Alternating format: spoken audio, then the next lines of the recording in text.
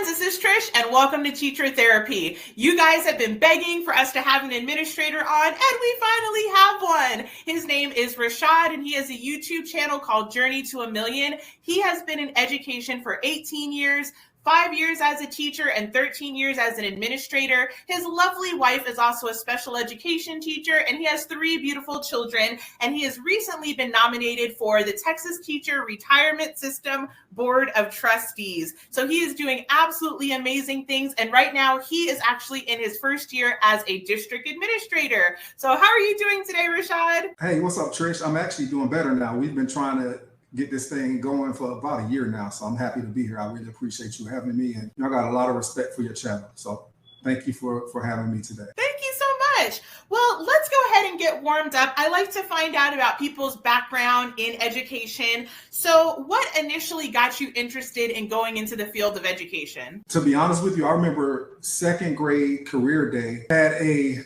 principal come and talk to us. And from that day on, like I said, I want to be a principal. And, growing up, I knew that you had to be a teacher in order to be a principal. Although I have heard random cases where principals are principals without having that classroom experience. But I always knew I needed to be a teacher and, worked to get there.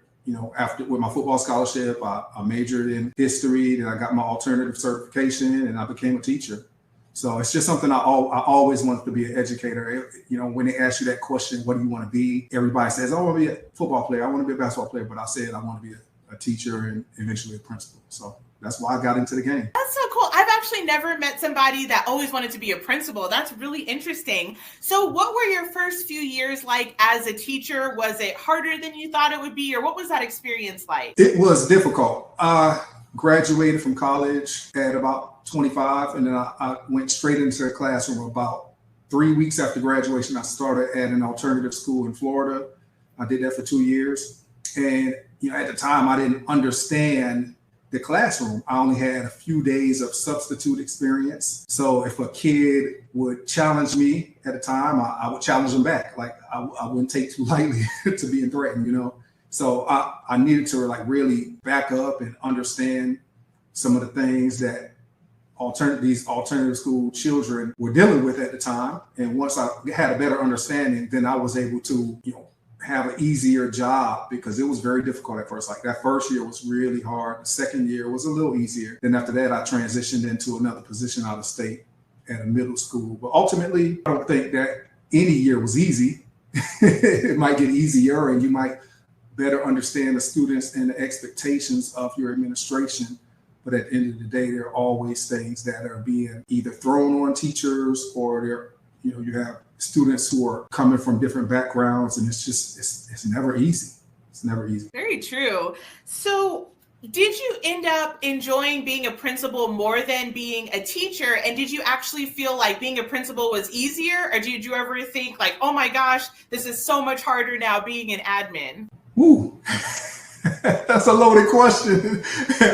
I would never minimize the job of a teacher. I think that being a teacher is one of the most difficult jobs in the world. I taught 5th grade in at a very difficult campus. I did that for 2 years, and we were able to turn the school around, turn the culture around, because we had a really good principal who he had high expectations of the teachers, and the teachers had high expectations of the students, and we all worked to one common goal. And I'll never say that one day at that school was easy. And I also will not say that the job of my principal at the time was easy as well, because he had to manage the entire campus. He had to manage central administration. He had to manage parents, teachers, and students. So, it's just a different kind of hard. It's a completely different job. There are some people who are really good teachers who get into administration and they see that it's not for them, and they go back to the classroom just because it's a different kind of stress. So I don't know if I dance around that question, but they're both difficult in different ways. I do know that I've been an administrator for 13 years, and I'm here to stay. I'm here to stay into administration. I just want to continue to help make things better for the teachers. So what kind of qualities does a person need to have to be a really good administrator? Because most people would be surprised by this, but I actually almost went that direction. I did Teach for America, and there actually is something almost like Administrators of America, where it's really similar. It's like they train people to like first be an instructional coach and then move into admin. And it's a very similar system. And I got in it, but at some point I was like, I don't think I can do this. So what are your thoughts about what it takes to be a really good administrator? I think first of all, like you really need to be empathetic of other people, and you know that is in relation to the students, the teachers, other administrators, parents as well, because you know I remember the best training I ever got was something called the invisible backpack. And that's just simply stating that everybody that you interact with on a daily basis is coming to your school with an invisible backpack. It's something that happened at home that you will never know unless they tell you. And that goes for teachers, that goes for students. So every interaction that you have, you need to be understanding that that person has a life outside of school, and that person, might be carrying a burden that's too heavy, but they still showed up that day. So I think being empathetic, being understanding, and, I think you need to also be a leader, just because you are a good instructional, or good with instruction, you're good in the classroom.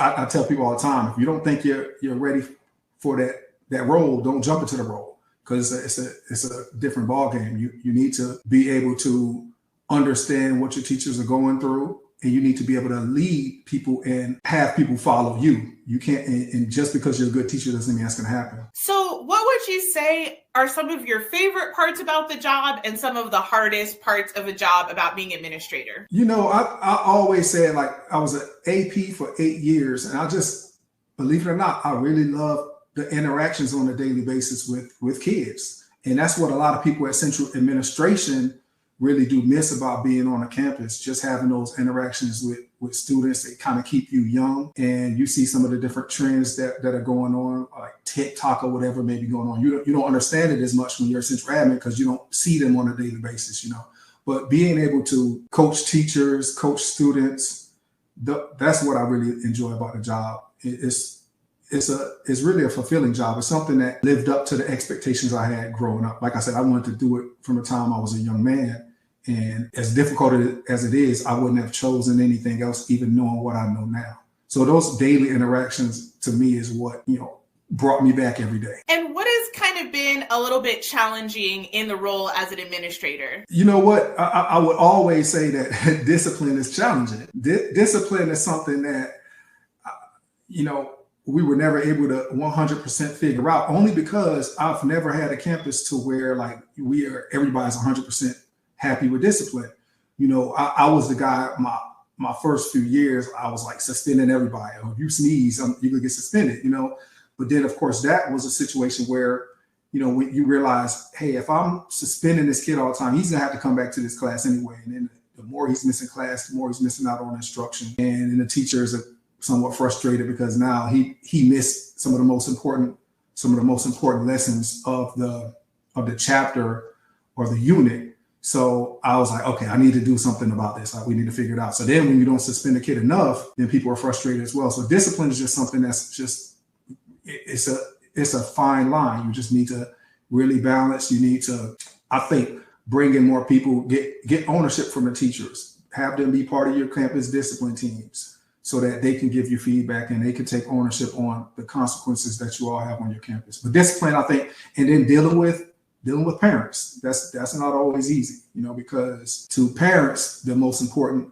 person in that school is their child. But to us, their child's just another child. They're just one of 800 kids, so we're going to handle things consistently, but that doesn't always make the parents happy. Definitely. Well, there has been a little bit of a debate on the channel about some of the new discipline policies. I haven't really kept it secret on the channel that I've been really frustrated with some of the like PBIS and BIST and some of the restorative practices, but there are always teachers in the comments that will tell me, you know what, it can work, it is possible. So that always gives me a little glimmer of hope that somebody somewhere is having success with it. So I'm just curious, what are your thoughts on some of the newer discipline practices as opposed to some of the more traditional discipline practices? That's a great question. So, and I understand your frustration. Like I hear that quite a bit. I hear it from, teachers that I know. I have seen PBIS work on various campuses. It just has to be whatever system you put in place, it has to be implemented with extreme fidelity. I think what happens so often in education is like everything's fly by night. You'll see a good idea, you'll hear a good idea at a training you go to, and then you'll try it in your district, and then you give it like 2 weeks. Everybody hates it, and then you're done with it. Then you try something else, and it's like a revolving door. I do know, like with restorative practices, I've gone to the trainings before, and we have implemented it on campus. But then one thing I've seen is that we don't necessarily have the opportunity to take our time and slowly implement it and bring all the administrators, all the teachers, all the paraprofessionals in on the training and because I did a 5-day training. So in order for them to see what I saw, everybody would have to participate and get fully trained and not have like a 2-hour training, because it's just not going to work. Because then the first time somebody says something, you're frustrated and you got to suspend that kid, but in actuality, I think if I'm not mistaken, it came from the prison system, where if you harm someone, that person eventually has to be at peace, the person that was harmed. And the only way for them usually to be at peace is to sit down. Not the only reason, I'm sorry, but I have seen situations where, hey, they sit down, they actually forgive the person who wronged them. And they did it for themselves. They didn't do it for the person that did what they did. They didn't do it for the criminal. They did it for themselves. And I think that is what they've tried to bring to education. Sometimes it works, like I said, sometimes it doesn't. But the mistake I have seen with a lot of administrators is that they try to force the teacher to accept that student's apology at that time, genuine or not. And it's a situation where it has to take time. Like if a teacher is willing to sit down and talk to the student a week later, 2 days later, that's fine. But it needs to be at the teacher's discretion, And you've also worked in alternative education. What are some practices that you've seen be successful in that kind of atmosphere? Well, I will say that with alternative education, one of the built-in advantages that we had was that we had really small class sizes.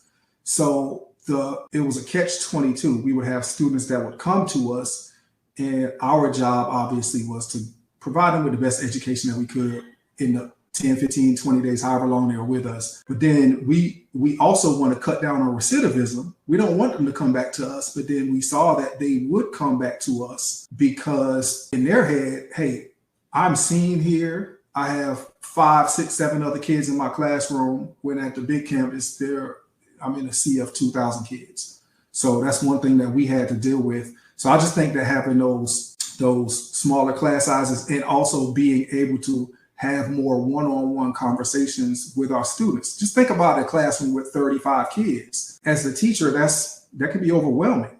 And, we talk about building relationships in education, and it's very difficult to have those one-on-one relationships with each student when you have that many kids. When you have the smaller class sizes, you can really get to know that child and get to know some of the things that makes him or her tick. And that's one thing I think that's one of the benefits. And that's why a lot of teachers get to the alternative school and they don't leave, because they actually like that environment. That's interesting. I never really thought about it that way, that they actually are enjoying the small class sizes, the ability to really talk with a teacher. That's fascinating. So it honestly sounds like all of education needs to change and maybe go to a similar model as what happens in alternative school. I know that would probably be impractical though, right?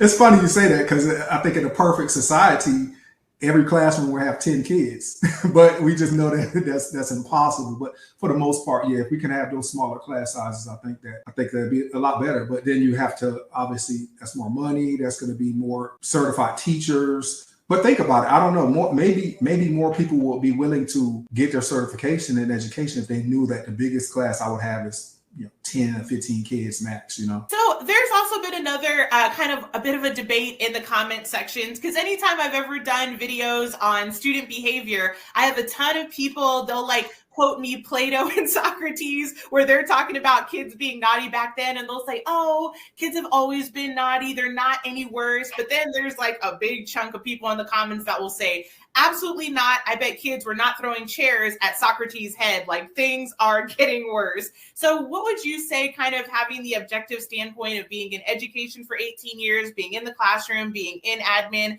do you see behaviors escalating? Do you see more students misbehaving? Or do you feel like it's kind of been the same issues that have been just since the beginning of education? That's a good question. I remember one time we had a training, and my old principal, she showed us a video of like kids acting up in the 60s. It was just different kind of issues that they were having. I think now, I mean, you could even look at what's the movie Lean on Me, and that was in the 80s, the late 80s, mid 80s, I believe. And kids were getting in fights. They were bringing drugs to school, so I can only really reference 2005 when I started education. And I'll say it's different. I'll say it's different. And I think social media has a lot to do with it. Back in the day, like when we were in school, we had fights, but it might be because like he stepped on my new shoes or he said something crazy to me in the hallway. Whereas now you go out on a Friday afternoon, things are brewing like all weekend. So now on Monday, it's going to go down. And it's not at just any particular school. It's like just in general, and we as administrators, a lot of time don't get wind of things until like after the fact. And then all the kids have all these receipts. They have all the conversations, the Instagram posts and TikTok or whatever it may be. And it's very difficult for the teachers and the administrators when you have all of these these competing things that the kids have going on. So I would say that I think social media has definitely made it more difficult for us to monitor, because there are a lot of times when we have situations that have nothing to do with the campus that comes onto the campus based on things that may have happened over the weekend, regarding even kids and parents. So that's a tough question to answer, because like I said, I only started in 2005, so I can't say that it's gotten better or worse since 1980 or 1950 or anything. But I do know that it has changed since I've been in there. Like I do think that you do have some more students who are more students now who may appear to not necessarily care for whatever reason. But that's when we as the administrators have an opportunity to go in there and try to figure out what's going on and that conversation, and then speak with the parents and get a better understanding. Because I've always thought that people, no matter who they are, they will try to do the best that they can do. Sometimes I've been proven wrong. Sometimes that, whether it's an adult or a child, it was just them like being lazy and taking a shortcut and, trying to get away with as much as they possibly can. Well, I also want to ask you about parents, because I kind of feel like in my day, and I actually graduated high school in 2005. And so it seems like parents were way more likely to believe teachers if the teacher said, hey, little Billy was acting up in class today. But just since I've been in the classroom from 2013 to 2021, I would feel like a lot of parents would instantly take, their kids' side. And sometimes it kind of felt like the kids and the parents were in a team against me as the teacher. And then, like you mentioned, with social media, moms would get on Facebook and they might have a, I hate Miss Trish Facebook group where everyone's complaining. So have you seen that shift in parenting, or did I just have like really bad luck? I'm not gonna say you had bad luck at all. So let me just preface this by saying that there are some like really good and really supportive parents out there. At the same time, there are some parents who will defend their kids at any cost. I've been in the office with parents and I said, look, Mom, I saw your kid on camera with this drug paraphernalia. Like literally, I saw it. I can't show you the video because there are other kids in the video. Well, you're hiding things. You're being secretive. I'm like, no, Mom, I can't show you the video because there are other kids. But like, yeah, they would defend it at any cost. And I don't understand that, because anytime I have 3 kids, and anytime I've received phone calls, which I've received phone calls on all 3 of my kids for various reasons. They're children, they make mistakes. I asked the kid, like, what did you do? Like, why'd you do that? I don't ask the teacher. I don't drill the teacher and try to ask them, why, interrogate them and ask them why my own children did whatever they did. I get on the kids. That's the bottom line. So I do know that back in the day, for the most part, the parents would believe the school. But then something, I don't know what happened along the way. Now, let me also say this. I've seen situations where, me as an administrator would just automatically believe a teacher. And then when we did the investigation, other adults were like, hey, that's not what happened. So if I can prove anything, I would definitely, hand down the most harsh discipline I possibly can. But if I can't prove it, then that's when it gets a little more muddy, So it's tough. Discipline is tough, and dealing with parents can sometimes be rewarding. It can sometimes be challenging. Definitely. So when I kind of thought about being an administrator or even instructional coach, the number one thing that scared me is like the other teachers not liking me, because I'm sure you've heard it seems kind of popular to like the administrators, the piñata, and just like hit it, in the break room, just like, oh, can you believe what the principal did? And I was like, I'm too sensitive to handle that. So has it ever been kind of hard for you feeling like teachers like maybe don't like you, or there's drama brewing? Like, how hard is that as the administrator to feel that, pushback sometimes? It's difficult. I do know getting into the job, you need to understand that everybody's not going to like you, and there's not any one thing you can do that's going to make everybody happy. So one thing I would try to do anytime we had like a day-long professional development, I would provide food. I'll provide breakfast and lunch for my staff. And 90% of them would be super happy, but then there would be some like upset because you didn't have like a vegan option or they didn't like the chicken. Like there will be people complaining. So you have to have thick skin. You have to understand that not everybody's going to be happy with you, regardless of whether it's teaching or if you're in corporate America. No matter how good of a guy or how nice of a guy you think you are, you're going to have people that don't appreciate you or don't like you. And you need to be okay with that. But at the same time, you need to try to understand and get to know them on a different level, because obviously whatever you're doing is not working with them. I do think that it's important to have people that like you. I really do, because you want those teachers. And I think I was an administrator who, for the most part, I had teachers who would run through a brick wall for me, but I had some that probably didn't necessarily care for me.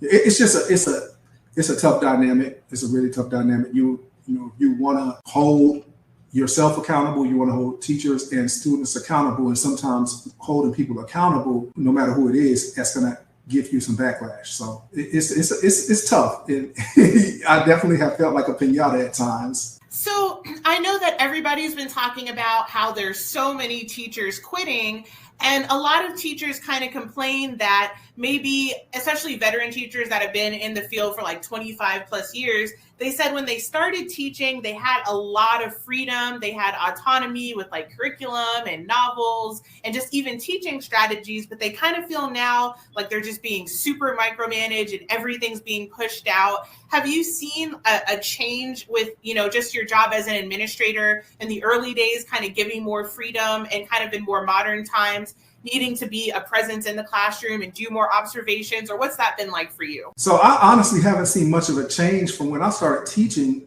I think I felt micromanaged, like as a teacher, like the curriculum. If your administrator came to the classroom, they wanted you to be at a certain place at that time, and they wanted you to teach it a certain way. And I can honestly empathize with the teachers there, because I felt that way. I felt like, hey, I don't want to do this unit this way. I think they need to learn this before they learn that. And then if you go against that and you're caught going against that, then it's like a conversation to be had. I'm not gonna say I got a write up for it, but yeah, we as the teachers know what's best for our classroom, and we know what's best for our particular students, because and that changes, right? It changes with, you can have 6 class periods where you're teaching Algebra 1, and one class might be, they might be on a totally different level than another class in general, and you might have to switch things up. So yeah, I do think that a lot of teachers feel like, hey, we don't have a lot of autonomy. That is an issue, and it's a complaint I hear from people all over the place. And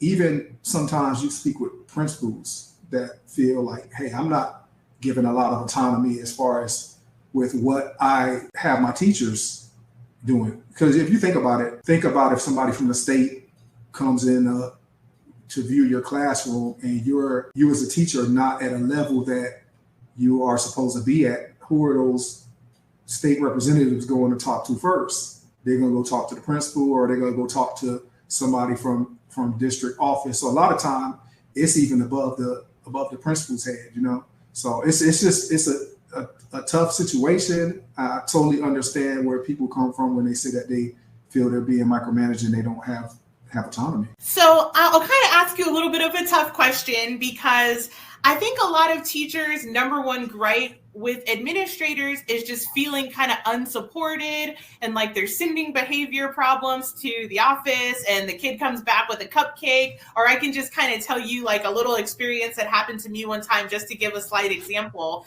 Essentially, I was trying to enforce the dress code with my students, and some of them really like to wear bandanas, but we happen to have a little bit of gang activity in the area surrounding the school. So just to keep the kids safe, I would say, hey, I really need you to take, the bandana off your head. In this particular day, I had a student get really upset and was being really defiant and like totally shutting down and kind of disrupting the whole class at this point. So I called, my administrator down, and two of them came down. One was kind of like a fill-in stand-in admin, and the other one was the vice principal. I was thinking that when I called admin that they were going to back me up. It was kind of ironic because one of the admins had no idea that that was even in the student handbook. And the other one that was the fill-in, I mean, she was like a Jedi admin that had been an administrator all over the place, and she was just nicely filling in. So I thought that they were going to have my back, not only because it's dangerous because of gangs, the girl was being defiant, shutting down the whole classroom, and, I'm standing right there. But the fill-in admin essentially looked at the girl and said, oh, you must be feeling kind of embarrassed about your hair today. That's why you don't want to take it off, right? And the girl was like, uh-huh. And so basically the admin totally excused her, undermined my authority in front of the girl, and the girl walks back in the class. The whole class sees after two admins, talk to her, that the girl still has the bandana on. So I'm like ready to just walk out the door at that point, because it's just that kind of example of feeling undermined all the time. So what do you think about that, and kind of how would you have handled that situation? Oh, let me ask you a clarifying question.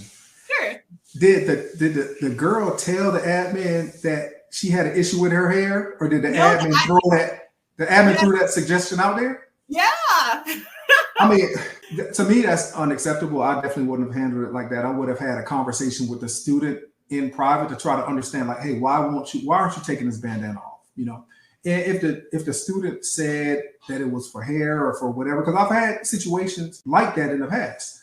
I've had plenty of situations like that, whether it's a bandana or a hat. And at that time, you try to understand why the student is doing what they're doing, but then ultimately they can't go back into the class like that. Like, I would never throw a teacher under the bus, and I definitely wouldn't throw a teacher under the bus in front of the teacher. Like, obviously your administrator put you in a tough spot and completely undermine you, and I'll never justify that. But I just think that you understand why the student is refusing to take the bandana off, and then you throw the student or place the student in ISS and call a parent and let the parent know what is going on, and tell them they have to be in dress code tomorrow, and they can't have. So try to correct whatever is causing the student to not want to take the bandana off. But under no circumstance should we throw our teachers under the bus and undermine them. Let me also add to that. I get the cupcake and candy concern all the time, and I think what usually happens, because it's happened to me before,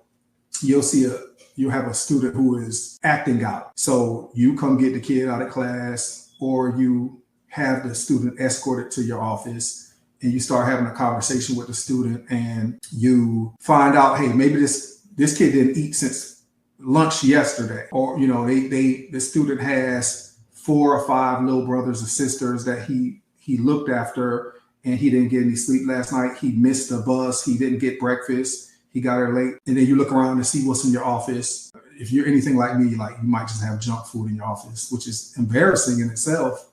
But yeah, I can understand why things happen like that. I tried to take the kid to get breakfast or lunch, whatever. Like, if they were in my office and I found out they hadn't eaten since the night before, I would prefer to take them to get breakfast. I wouldn't want to give them anything that could be perceived to be a treat or anything like that, because I could understand the teacher's point of view. Like, oh, he went to the office and he had candy or he had cupcakes, And that's one thing we don't want to happen. So I've never sent a kid back to class with a soda or a cupcake or Snickers or anything like that. But I have had situations where when we sit down and we try to understand what the heck is going on. Like, why are you cutting the food today? Then we find out that one of the reasons is that they may not have had breakfast, or they may not have had, water or anything that day. So then we go get them lunch from the cafeteria or breakfast, and then they sit with us the rest of the day. We call a parent to come pick them up or something. So it's a way to hold kids accountable while also not undermining the classroom authority, That's interesting. I don't think I ever quite thought about it that way, about maybe like a kid not having had food. I think a lot of people just kind of assume that they're just trying to placate the kid and just get them out of their hair. But that's an interesting perspective that I hadn't considered for sure. Yeah. So, and that's why I brought it up, because I think the perception is that we're like babying the kids, and I've never had a kid in my office like, oh honey, or oh yeah, like just babying them. It wasn't like that. But I do try to understand, like, hey, why are you doing this? Like, why are you don't do this every day. Why are you doing it today? Or you do this every day.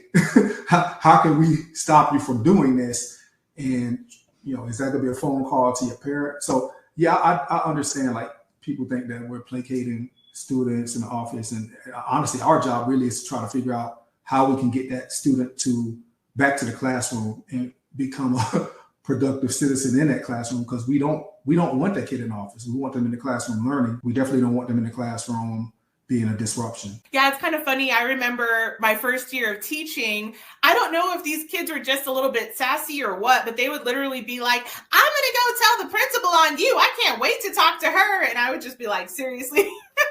So, but I know kids will be kids, but it kind of would sometimes feel a little bit like, hey, principal, you got to back us up. Because at least I know when I was a kid, you didn't want to go to the principal. Like, you were scared of the principal. So it's really fascinating just to see how things have shifted. And I will definitely say, even though some people think that I'm like the Grinch that stole positive relationships, I'm actually not against positive relationships. I really did like talking to kids. My personal experience has just been that there has to be a final set of teeth if all the other things don't work. So it's like, if processing doesn't work, if brainstorming doesn't work, if giving choices doesn't work, if, trying different like seating arrangements doesn't work, it gets to a point, in my opinion, where it's like, if you've exhausted all of like the softer, kinder, more relational, strategies, then they have to know eventually something's going to happen. And I think the thing that's been hard for a lot of teachers these days is they kind of have to feel like, unless a kid is actually being violent and making threats, they feel like none of the serious stuff would happen. And so I know it's really hard though in the administrator's position, because, there are people from the district looking at suspensions and ISS and all of that stuff. So that's got to be a difficult position to be in. Yeah, you're absolutely correct. So there are, they look at those things. I remember one time I was in a middle school, and we were in the cafeteria, and we just saw a bunch of African-American males walking in the cafeteria. I think it was like 15. And then my coworker at the time, she was a white lady. She was shaking her head like she felt like 15 African-American boys. That was an ISS class. And there was nobody, or no black girls, no white boys, white girls, it was just 15 black boys. And at that time we were like, what do we do about this? Like, how do we fix whatever is causing this? And that's when you start having those various conversations with other people, because they are looking at the data. Like, they're looking to see like, hey, you have all these African-American boys who are being suspended or sent to the alternative school, which we are following the handbook. That's what we feel like we're doing. My issue would be if you are writing people up for one thing, but then you're not writing somebody else up for the same thing. That's when you really have the issue. So it's as an administrator, it's tough because you want to cut down on suspensions, but you also want to be supportive. And I was never one of those guys who felt like I would only suspend people, or I would only put people in ISS for violent offenses. Like, I got to the point where if there was anything that the teacher felt uncomfortable with and they felt like nothing was being done about it, then, at that time, like, hey, we definitely need to do something, So if it is persistent misbehavior, you absolutely can suspend a kid for that. At the same time, you need to have a game plan in place for when that student returns, because they are coming back, regardless if they get a 3-day suspension or if they get a 15-day alternative school placement. They're going to be back on your campus, and unless they are Chapter 37 out of that particular classroom, they're going to go back to that teacher as well. So at that point, you want to try to have some kind of transition meeting to get them back into that classroom. That definitely makes sense. I do think that there are a lot of good movements within education. I think we've talked about it before on the channel. I think probably what's just happened is people got so alarmed by zero tolerance that the pendulum is swung so far over that there's no balance now. So I'm hoping that, in the coming years, there can be some kind of balance where there is accountability and there are consequences, but that teachers are being trained to get out of their comfort zone a little bit too and make sure that they really are trying to build relationships. Got it. Yeah. So you basically feel like the pendulum has swung from zero tolerance to 100% tolerance. 100%. That's a perfect way to put it. Yes, actually, yes. And it's funny because when we're like administrators, when we're having these conversations, when we're in our meetings and we're talking to our teacher leaders, we're like exhausted because like we feel like all we're dealing with is discipline. But then when we get feedback from the staff, it's like, oh, they don't do anything about discipline. So that's the disconnect, is that, hey, I just suspended 100 kids last month, but then y'all say we don't do anything about discipline. So I think there's a frustration on both ends, like, which is why we need to have those conversations and try to get on the same page, because I totally understand where you're coming from, because it is all about perception. If the teachers in your campus feel like you're not doing anything about discipline, but you feel like, oh man, I've done everything I can.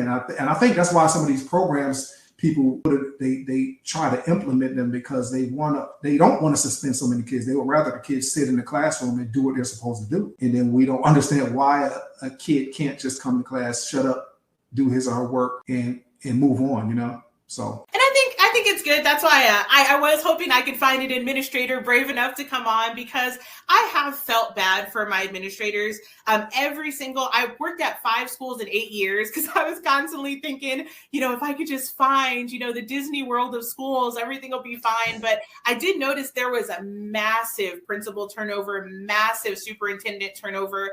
I've had a lot of administrators that got really sick on the job. And so even though I would be angry, I would just think, okay, I know how much stress I'm feeling. I can only imagine how they feel with like the district on them. And, I would see, sometimes district officials walking through. And so, as much as teachers get frustrated, I do think it's good for us to like hear and kind of put ourselves in the shoes of admin too, because you guys have a hard job too, right?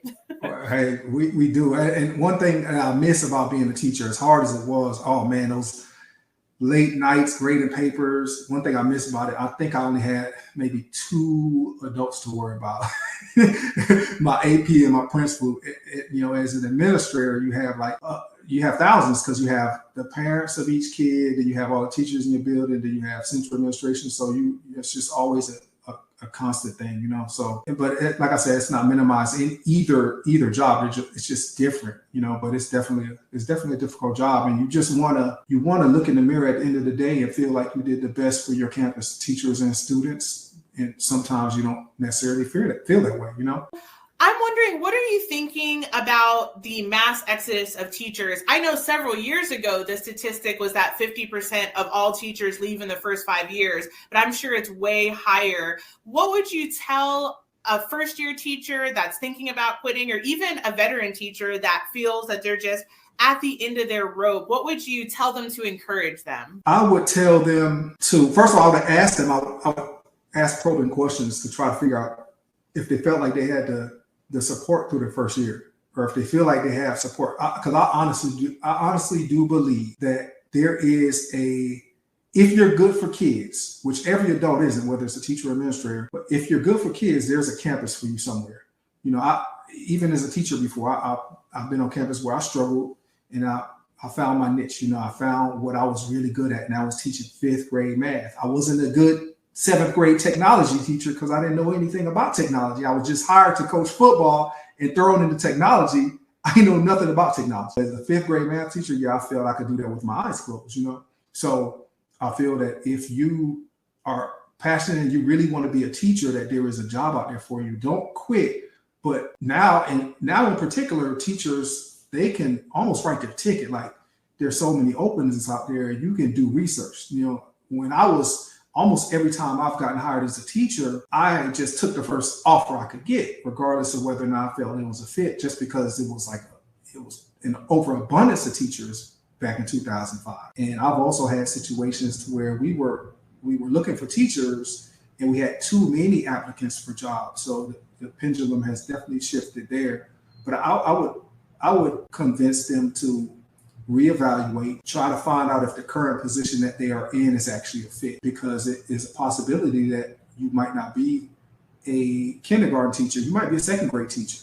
So don't be too hard on yourself. Continue to seek professional development, continue to seek opportunities to find mentor teachers, because to be honest with you, there's really not much that separates humans. If you have the will to do it, you can do it. Now you just have to ask yourself, why is this particular teacher? Why do 100% of the kids go to this teacher's class, but then only 70% come to my class? Because that's a question that we have asked before. As an administrator, why is the attendance high with this teacher and low with this teacher?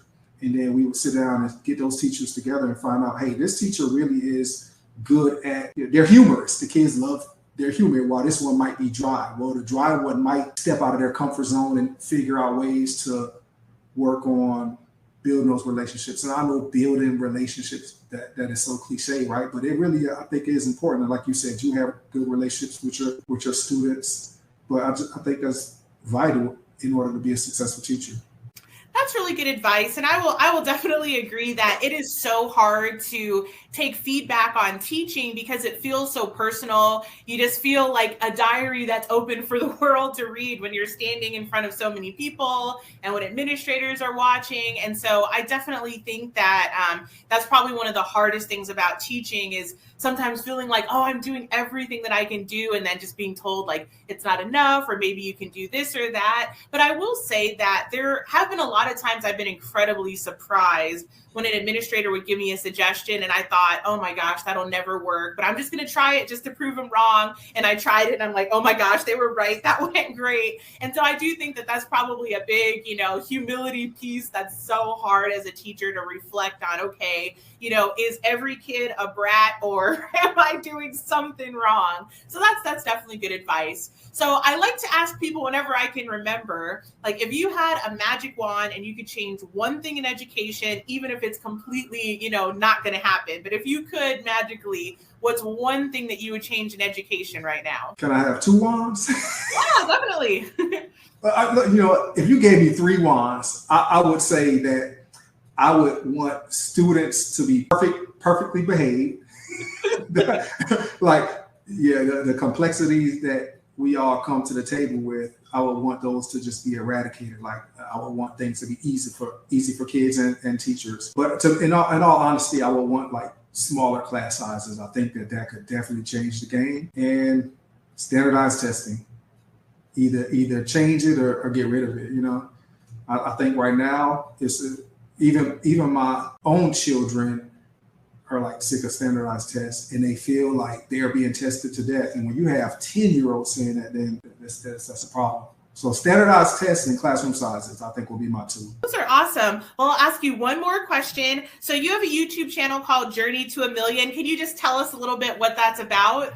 Yeah, so I have always been one of those guys who was in the finances. I grew up with both my parents, but my dad was a 7th grade dropout. So he always worked jobs where he didn't make much money. He drove trucks, but he wanted to be there for us. He didn't want to be an over-the-road truck driver and drive across from Atlanta or New Jersey to California and back, because he knew that would take away from his time with us. So he decided to do a lot of local routes, which didn't make a lot of money. So we always struggled. So when I got married, had my kids, we struggled as well. That's all I knew, was struggle.